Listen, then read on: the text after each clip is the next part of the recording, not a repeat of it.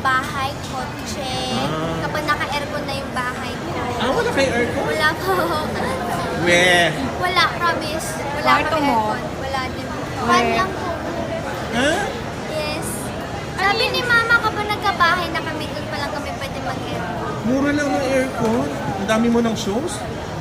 Ako lang po kasi, ako po kasi din yung breadwinner. So ako din yung nagbabayad ng lahat.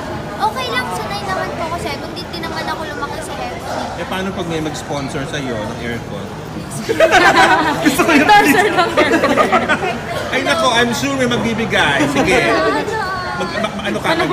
Manawagan. At saka hindi lang naman po kasi yung aircon. Baka kunin kang endorser ng aircon. Yung Ikaw monthly ng talaga. kuryente, Ano? yung monthly ng Kasama yung monthly. Oh my God! May inverter na ngayon. mura yung aircon pag bibili, pero yung monthly yung hindi. Mura lang ngayon, may inverter na aircon. May pambili ka nga ng mga manga comics mo. Wala nga po eh. Nakakatawa yung Online lang ako aircon. nagpapasa.